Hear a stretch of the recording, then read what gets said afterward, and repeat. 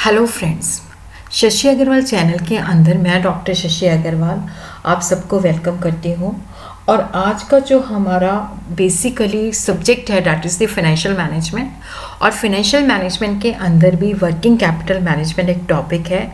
तो वहाँ पे क्योंकि वर्किंग कैपिटल के 3 कंपोनेंट होते हैं, कैश मैनेजमेंट है, रिसीवेबल मैनेजमेंट है और उसके अंदर क्या है, इन्वेंट्री मैनेजमेंट है।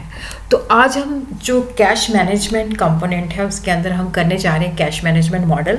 तो ये फाइनेंशियल मैनेजमेंट सब्जेक्ट के अंदर भी सिग्निफिकेंट है, उसी तरह ये वर्किंग कैपिटल मैनेजमेंट के अंदर भी काफ़ी सिग्निफिकेंट है।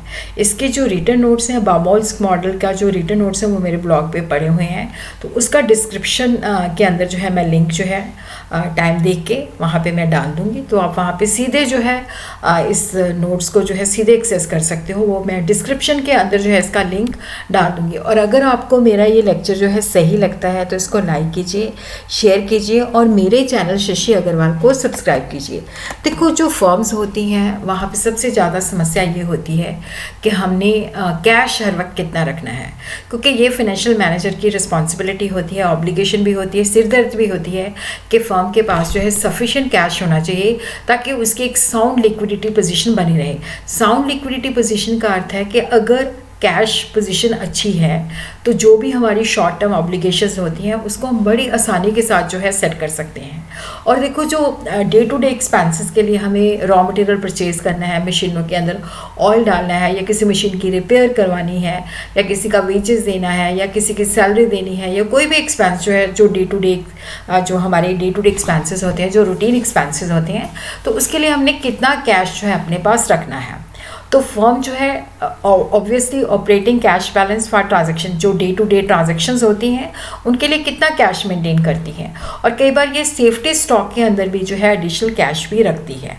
फर्म जो है ऑप्टिमम कैश बैलेंस जो है इसको कितना रखना पड़ेगा। देखो, यहाँ पे ना तो बहुत ज़्यादा कैश रखना चाहिए, क्योंकि बहुत ज़्यादा कैश रखते हैं तो इट मीन्स कि हमने, क्योंकि अगर हम इन्वेस्ट करते हैं तो वहाँ से हमें रिटर्न जनरेट हो सकती है।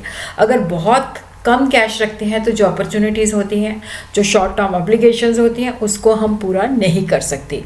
तो ऑप्टिमम कैश होना चाहिए, ना बहुत ज़्यादा और ना बहुत कम, ताकि हर एक काम जो है हमारा स्मूथली चलता रहे। तो यहाँ पे 2 मॉडल्स हैं, optimum cash balance under certainty Baumol's model, optimum cash balance under uncertainty the Miller and Orr model. तो सबसे पहले हम देखते हैं बामोल्स मॉडल। देखो, ये जो मॉडल है ये है कि ट्रांजैक्शन डिमांड फॉर कैश। तो ये बिल्कुल जैसे इन्वेंट्री मैनेजमेंट के अंदर हम इन्वेंट्री को मैनेज करते हैं कि ना ऑप्टिमम इन्वेंट्री होनी चाहिए, ना कम होना चाहिए स्टॉक, ना ज़्यादा होना चाहिए। और उसी तरह क्या है कि ये बिल्कुल वैसा ही है कि हम इसको जो इन्वेंट्री मैनेजमेंट के अंदर जो इकोनॉमिक ऑर्डर क्वांटिटी हम डिटर्मिन करते हैं उसके बेसिस पे हम ऑप्टिमम कैश बैलेंस जो है वो भी डिटर्मिन कर सकते हैं। तो ऑप्टिमम कैश बैलेंस वहाँ पे होता है जहाँ पे टोटल कॉस्ट जो होती है मिनिमम होती है, जहाँ पे होल्डिंग कॉस्ट और जो ट्रांजेक्शन कॉस्ट है वो हमारी मिनिमम होती है। तो यहाँ पे हम फॉर्मली जो है अपनी फर्म का ऑप्टिमम कैश बैलेंस जो है डिटर्मिन करते हैं जब हमें पता है कि हमारी कैश कितना है हमारे पास रखना है और कितना खर्चा जो है एक इवनली रेट पे चलता है। मतलब यहाँ पे सब कुछ सर्टेनिटी के साथ हमें पता है कि हमारी ये कैश रिक्वायरमेंट है, हमारा ये खर्चा है। Consider the cash management similar to the inventory management.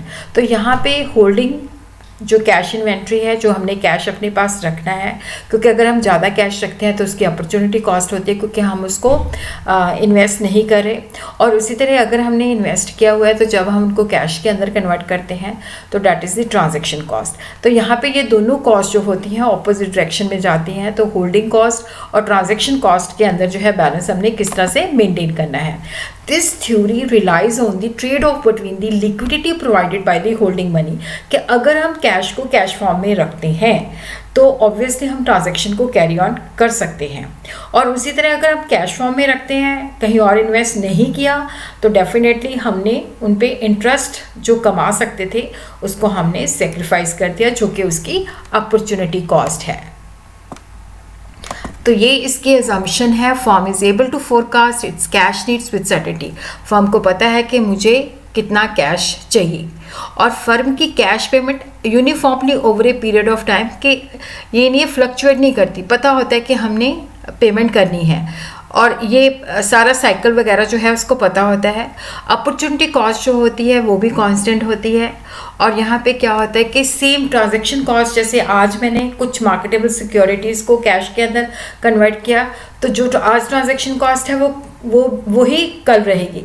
Firm will incur the same transaction cost whenever it convert this security to the cash. So the transaction cost is constant, opportunity cost is constant.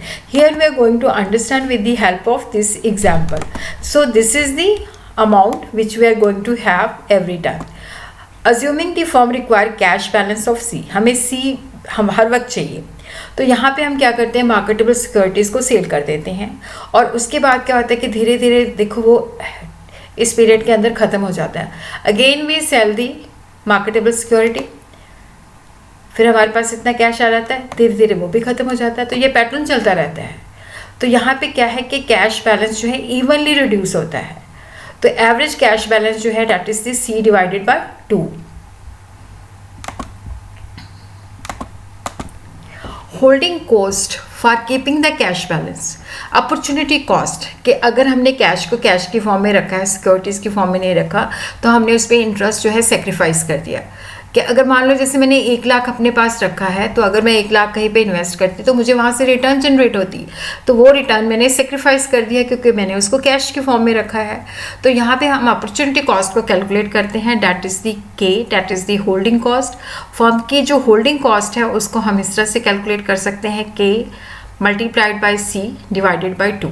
और उसी तरह जो transaction cost होती है, जब marketable securities को हम cash के अंदर कन्वर्ट करते हैं, तो टोटल नंबर ऑफ ट्रांजैक्शन कितनी है और इसको हम सी के साथ जो है डिवाइड कर देते हैं, तो ये हमारी ट्रांजैक्शन कॉस्ट आ जाती है। और उसी तरह अगर पर ट्रांजैक्शन की कॉस्ट जो है सी है, तो यहाँ पे हम जो है टोटल ट्रांजैक्शन कॉस्ट जो है कवर कर सकते हैं। तो होल्डिंग कॉस्ट और ट्रांजैक्शन कॉस्ट को जब हम ऐड कर देते हैं तो then we will have total cost.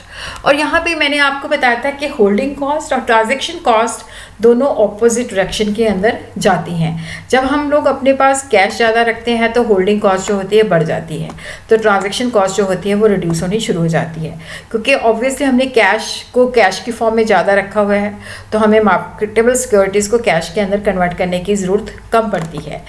तो उसी तरह ही हम अंडरस्टैंड करते हैं कि व्हाट इज़ द फार्मूला। या पहले हम ये ग्राफ देखते हैं, ये बिल्कुल जैसे इकोनॉमिक ऑर्डर क्वांटिटी का है। देखो ये जो है ट्रांजैक्शन कॉस्ट है जो कि ऊपर से नीचे की तरफ आ रही है, और ये जो है हमारी होल्डिंग कॉस्ट के जैसे जैसे हमारे पास कैश का बैलेंस इंक्रीज हो रहा है तो it goes on increasing and transaction cost goes on reducing. दोनों ऑपोजिट डायरेक्शन के अंदर क्या है, अगर हम कैश को कम हेल्ड करेंगे तो ट्रांजैक्शन कॉस्ट हमें इनकर करनी पड़ेगी। तो यहाँ पे क्या है कि यहाँ पे ट्रेड ऑफ है, जहाँ पे टोटल कॉस्ट जो होती है, जहाँ पे होल्डिंग कॉस्ट और ट्रांजैक्शन कॉस्ट एक दूसरे के बराबर होती है, तो उतना कैश जो है हम अपने पास रखेंगे। कुछ बुक्स के अंदर ये फार्मूला दिया हुआ है, C जो है that is the optimum cash balance, this is the square root, note कर लो आप लोग, square root 2 into C T divided by K. तो यहाँ पे देखो जो C है वो है हमारी ट्रांजैक्शन कॉस्ट, पर जो ट्रांजैक्शन कॉस्ट है, और उसी तरह क्या है कि जो T है that is the total cash requirement during the year, और जो K है that is the holding cost, that is the opportunity cost. और कई बुक्स के अंदर क्या है कि इस तरह का फार्मूला दिया हुआ है, again it is the square root, this is the square root 2a, a क्या है total cash needed during the year, वहाँ पे ये T की फॉर्म में दिया था और वहाँ पे C दिया हुआ था, तो यहाँ पे F है पर ट्रांजैक्शन कॉस्ट, और उसी तरह जो O है that is the opportunity cost. और दोनों केस के अंदर जो है C जो है सेम दिया हुआ है, क्योंकि कई बार बच्चे बुक्स के अंदर जब सेपरेट फार्मूला देखते हैं ना तो घबरा जाते हैं। आपने घबराना नहीं है, क्योंकि हमें लॉजिक पता होना चाहिए। तो यहाँ पे एक सम है, एनुअल रिक्वायरमेंट ऑफ कैश जो है that is 10 lakh, that is the T, या इसको हम A भी कह सकते हैं। फिक्स्ड कन्वर्जन कॉस्ट जो है डैट इज़ ₹1000, अपॉर्चुनिटी कॉस्ट जो है डैट इज़ दी 5%। तो हमने क्या करना है कि फार्मूले के अंदर इन सारी वैल्यूज़ को हमने इस तरह से डाल लेना है। तो यहाँ पे क्या है कि 2 into 10 lakh into 1000 divided by 0.5, उसका स्क्वायर रूट निकाल लेना है। तो ये हमारे पास आंसर आ जाता है कि जो ऑप्टिमम कैश बैलेंस जो हमें अपने पास रखना है डैट इज़ दी 2 लाख। लेकिन इस थ्योरी की, इस मॉडल की सर्टन लिमिटेशन भी है, क्योंकि यहाँ पे कैश फ्लो इवनली जो हम स्पेंड करते हैं इवनली करते हैं। ये नहीं है कि हमें ये भी पता है कि हमें कैश बैलेंस, जैसे मैंने उसमें बताया था कि सी हमें कैश चाहिए तो वो कांस्टेंट रहता है, लेकिन कैश फ्लो प्रैक्टिकली जो होता है फ्लक्चुएट करता है और फर्म जो होती है कैश को इवनली यूज़ नहीं करती। और उसी तरह हम इनफ्लो और आउटफ्लो को सर्टेनिटी के साथ जो है मेयर नहीं कर सकते। Now we will be focusing on the second model, that is the Miller and Orr model. Baumol का जो मॉडल है that is based on the assumption कि size and timing and cash flow जो है certainty के साथ है, but practically ये पॉसिबल नहीं होता। ना तो कैश फ्लो जो होते हैं यूनिफॉर्म होते हैं, ना ही सर्टेन होते हैं। तो यहाँ पे हम मिलर एंड ओयर मॉडल जो कि बामोल के मॉडल पे ही मतलब एक्सपैंड हुआ है, और ये दो लिमिट हमें बताता है, upper control limit and lower control limit. तो यहाँ पे ये कहता है कि जो डेली हम इनफ्लो या आउटफ्लो है उसके अंदर वेरिएशन हो सकती है, बट ये मानता है कि जो नेट कैश फ्लोज होते हैं वो नॉर्मली डिस्ट्रीब्यूटेड होते हैं, zero value of mean and a standard deviation. और यहाँ पे हम देखते हैं कि देखो ये हमें दो लिमिट जो है प्रोवाइड करता है। पहले इसका नाम लिख लेते हैं, upper limit and the lower limit, और एक रिटर्न पॉइंट कि देखो फॉर्म जो है, मान लो फॉर्म जो है ये अपर लिमिट है और ये बीच में रिटर्न है और ये लोअर लिमिट है। अब फॉर्म का जो कैश है इस लेवल तक पहुंच गया, तो ये अपर लिमिट है, तो फॉर्म यहाँ पे क्या करेगी, नॉर्मल लिमिट तक पहुंचने के लिए जितना एक्सेस कैश है उसको वो मार्केटेबल सिक्योरिटीज़ के अंदर जो है इन्वेस्ट कर देगी, और उसके बाद उसके पास नॉर्मल कैश बैलेंस रह जाएगा। और मान लो हम लोअर लिमिट को टच कर जाते हैं, तो लोअर लिमिट को टच कर जाते हैं तो इट मीन्स कि हमारे पास जो मार्केटेबल सिक्योरिटीज़ हैं उनको हम सेल कर देंगे, तो हम नॉर्मल कैश पोजीशन पे पहुंच जाएंगे। तो इसको हम ग्राफिकली जो है इस तरह से एक्सप्रेस करते हैं। देखो ये जो है इसकी अपर कंट्रोल लिमिट है, ये जो है इसका रिटर्न पॉइंट है, और ये जो है इसका लोअर लिमिट है। देखो यहाँ पे जब अपर लिमिट पे पहुँचता है तो परचेज कर लिया जाता है, फिर उसके बाद ये नॉर्मल पहुँच जाता है अपने रिटर्न पॉइंट पे, और अगर ये लोअर लिमिट पे पहुँचता है तो वहाँ पे सिक्योरिटी जो होती है सेल कर दी जाती है ताकि नॉर्मल कैश बैलेंस जो है अपने पास रखा जाए। तो फर्म जो है इस तरह की स्ट्रैटेजी जो है अडॉप्ट करती हैं ताकि वो ऑप्टिमम कैश बैलेंस जो है रख सकें। तो यहाँ पे इसका जो फार्मूला है Z जो है that is equal to 3 multiplied, bracket अपने अंदर कर लेनी है, 3/4 into the transaction cost into the variance of cash flow divided by the interest rate and that is the 1/3। तो हियर द रिटर्न पॉइंट का जो फार्मूला है that is the lower limit plus spread multiplied by Z/3, और variance of cash flow जो है that is equal to the square of the standard deviation. तो यहाँ पे हम देखते हैं कि जो हमारा फार्मूला है, और देखो जो बेसिकली कंपनी जो है उसके पास मिनिमम कैश बैलेंस 1 लाख का है, स्टैंडर्ड डेविएशन 10,000 की है, इंटरेस्ट रेट जो है 0.01 है, ट्रांजैक्शन कॉस्ट जो है वो 50 रुपीज़ है। तो यहाँ पे हमने अपर एंड कंट्रोल लिमिट जो है कैलकुलेट करनी है। तो देखो पहले आपने फार्मूले के अंदर जो है सारी वैल्यूज़ डाल देनी है। तो यहाँ पे हमने जो है इस तरह से वैल्यूज़ हम सारी डाल देंगे, जो हमारे पास ट्रांजैक्शन कॉस्ट है, स्टैंडर्ड डेविएशन दिया हुआ है तो उसका हम स्क्वायर ले लेंगे, स्क्वायर रूट नहीं स्क्वायर, जैसे 10 है तो 10 का 100 हो जाएगा। तो उसी तरह यहाँ पे हम जो 10,000 हमें स्टैंडर्ड डेविएशन दिया हुआ है उसका स्क्वायर कर लेंगे, 3/4 into the transaction cost 50 rupees, और 10,000 into 10,000 that is the variance of the, और उसी को हम इंटरेस्ट रेट के साथ डिवाइड करके फिर उसका हम 1/3 जो है निकालेंगे, वो हमारे पास आ जाएगा 1,415,000। अपर लिमिट जो है उसके अंदर देखो मिनिमम जो लिमिट है हमारी 1 लाख है, उसके अंदर हमने Z का जो कैलकुलेट किया है वो डाल देंगे, तो हमारे पास अपर कंट्रोल लिमिट आ जाएगी, और रिटर्न पॉइंट जो है जो फार्मूला है उसके अंदर lower limit plus spread divided by 3 कर देंगे, तो वो रिटर्न पॉइंट जो है हमारे पास आ जाएगा।